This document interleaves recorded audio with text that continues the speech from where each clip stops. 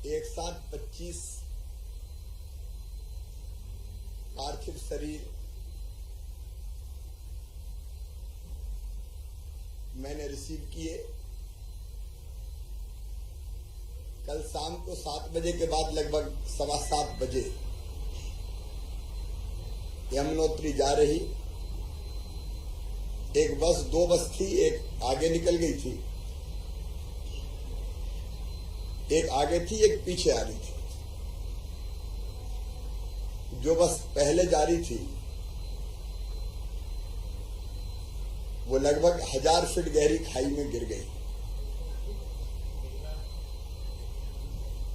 लगभग 8 बजे के आसपास, 7:45-8 बजे मुझे जानकारी मिली। मैंने तत्काल उत्तराखंड के मुख्यमंत्री माननीय पुष्कर सिंह धामी जी से बात की और तत्काल आग्रह किया कि युद्ध स्तर पर राहत और बचाव के काम प्रारंभ किए जाए। तब तक रात हो गई थी, अंधेरा हो गया था। एसडीआरएफ की टीम पहुंच गई। पुष्कर जी ने जिला प्रशासन की टीम भेजी, लेकिन इतने से मन संतुष्ट नहीं हुआ। मुझे लगा इतने भयानक हादसे के बाद मुझे स्वयं भी जाना चाहिए और राहत और बचाव के काम तेजी से कर सके, इसलिए उच्च स्तरीय टीम भी ले जानी चाहिए। क्योंकि रेगुलर विमान मध्य प्रदेश सरकार का है नहीं, हमने आनंद फानंद में विमान की व्यवस्था की। मैं स्वयं, हमारे डीजीपी, एसीएस होम, मेरे ओएसडी योगेश चौधरी सहित एक टीम यहां से रवाना हुई। एक हमने दिल्ली से रवाना की।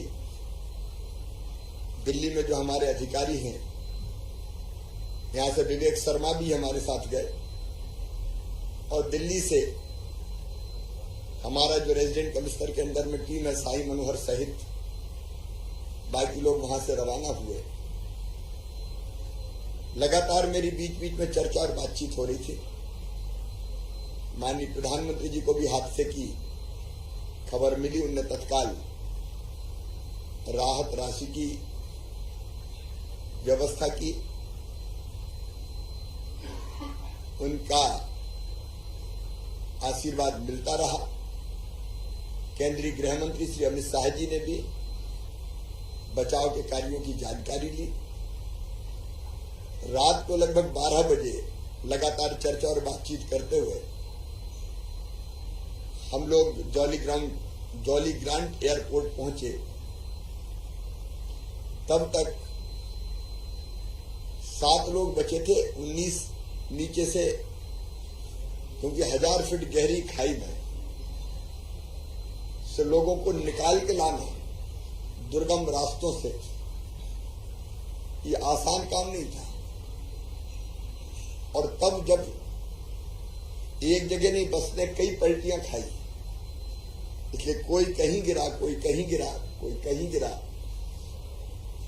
दूर दूर तक हमारे तीर्थयात्री भाई बहन बिखरे हुए पड़े थे।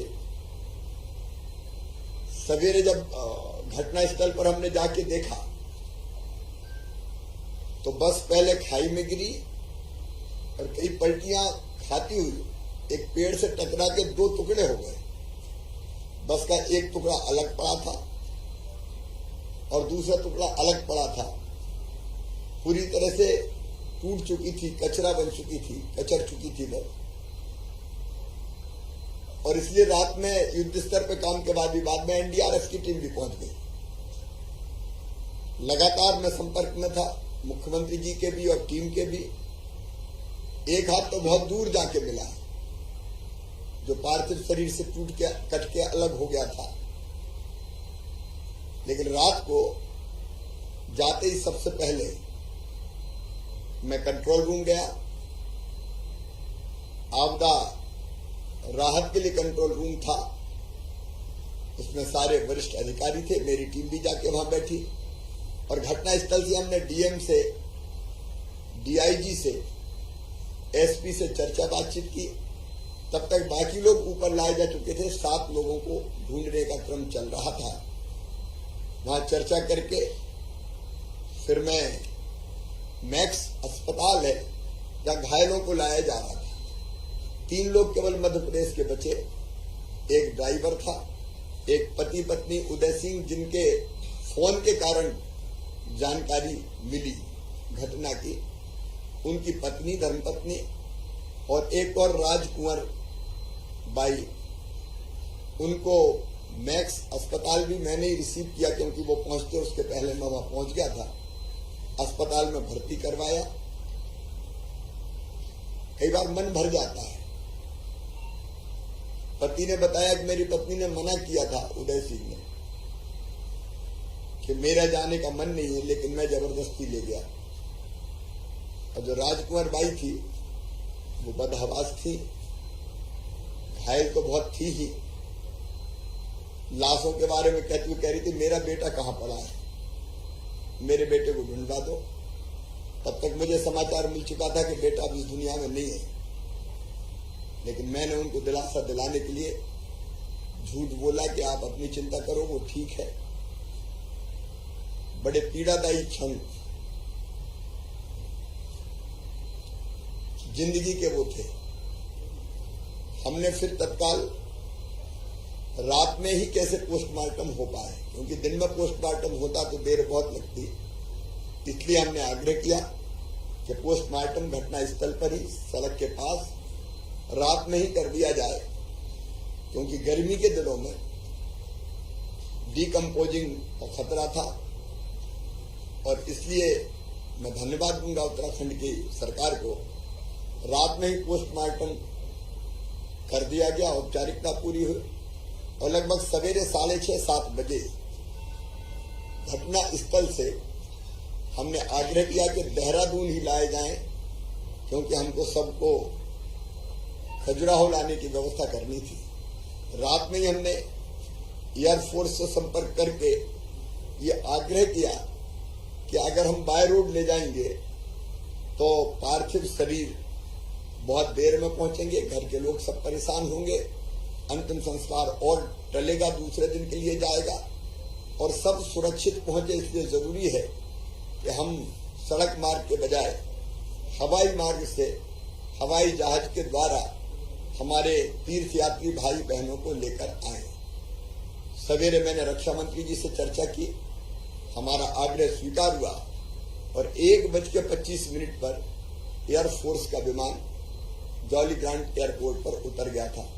सवेरे 8 बजे मुख्यमंत्री उत्तराखंड और मैं स्वयं, हम दोनों हेलीकॉप्टर से घटना स्थल पर गए और घटना स्थल पर पूरी परिस्थितियों की वहां जानकारियां ली, घटना स्थल देखा।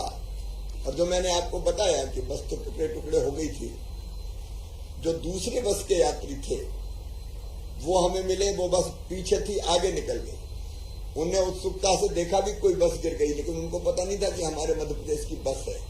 जब वो आगे चले गए काफी, तो बीच में सोचा कि रास्ते में पूछा उनके ड्राइवर ने इस नंबर की बस आगे निकली है क्या। जब वो बस आगे नहीं निकली तो उनने फोन लगाना शुरू किए, फोन लगे नहीं, तब उनको शंका हुई कहीं वही बस तो नहीं गिरी। तब वो लोग लौट के वहां वापस आए। 15-20 दिन पहले ये निकले थे। काठमांडू सहित कई तीर्थ स्थलों की यात्रा इन्होंने की थी। वहां पूरे घटना स्थल पर सभी चीजों की जानकारी ली। मुख्यमंत्री उत्तराखंड ने मजिस्ट्रियल जांच के निर्देश दिए ताकि घटना के कारणों का पता लगाया जा सके। जितना ड्राइवर से पता चला, ड्राइवर ने कहा कि स्टीयरिंग फेल हो गया था। बाकी तथ्य सामने आएंगे, लेकिन बहुत दुखद और भयानक घटना थी ये। इसके बाद हम लौट के फिर वापस देहरादून आए। तब तक हमने जो पार्थिव शरीर थे वो अस्पताल में पहुंचने वाले थे। अस्पताल में पहुंचा और उन सब जितने भी पार्थिव शरीर थे 25 हमारे, उनको रिसीव किया और एक साथ एम्बॉम्बिंग हो सके उनकी, उसके इंतजाम का मैंने अनुरोध किया था कि अलग अलग अगर हुई तो कई घंटे लग जाएंगे, और इसलिए 25 की एक साथ एम्बॉम्बिंग में हुई। काम एम्बॉम्बिंग का लगभग पूरा हो चुका है। अब सब वहां से रवाना एयरपोर्ट के लिए होने वाले हैं। एयरफोर्स का विमान वहां खड़ा है।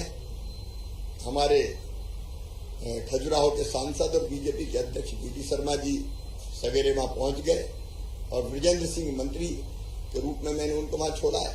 राजौरा एसीएस और बाकी साईं मनोहर विवेक पूरी टीम वहां पे है। हमारी दिल्ली की टीम भी वहां है जो उनको रवाना वहां से करेगी। खजुराहो विमान से लाएंगे। खजुराहो में पूरी तैयारी है। वाहनों से सभी पार्थिव शरीर अपने अपने गांव ले जाए जाएंगे और हमारी कोशिश ये होगी कि आज ही अंतिम संस्कार हो सके। जो बेहतर से बेहतर इन परिस्थितियों में हो सकता था वो व्यवस्था करने की कोशिश की।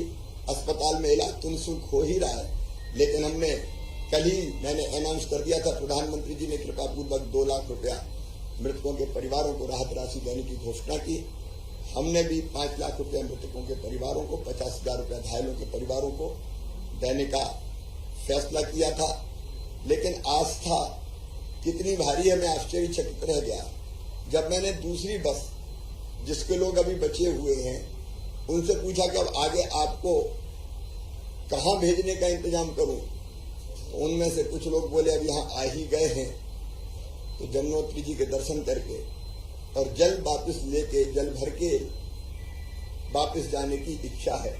ये आस्था है जो ऐसे भयानक हादसे के बाद भी दिखती नहीं है, टूटती नहीं है। मैं परम पिता परमात्मा से प्रार्थना करता हूं कि वो दिवंगत आत्मा को शांति दे। 9 पति पत्नी 9 जोड़े इस दुर्घटना में नहीं रहे, एक बचा है जिसकी मैंने चर्चा की। उनके परिवार की स्थिति हम समझ सकते हैं। उनके परिवार को ये गहन दुख सहन करने की क्षमता दे। आगे भी जो और व्यवस्थाएं बनाई जा सकेगी बनाने का हम लोग इंतजाम करेंगे। घायल ठीक है, अभी स्थिर हैं और मुझे उम्मीद है कि हम घायलों को बचा लेंगे। चोटें बहुत हैं, लेकिन एक को ऑक्सीजन लगी है, 2 को ऑक्सीजन नहीं लगी, तो मैं ये मानता हूँ ईश्वर की कृपा से, डॉक्टरों के परिश्रम से वो बच जाएंगे।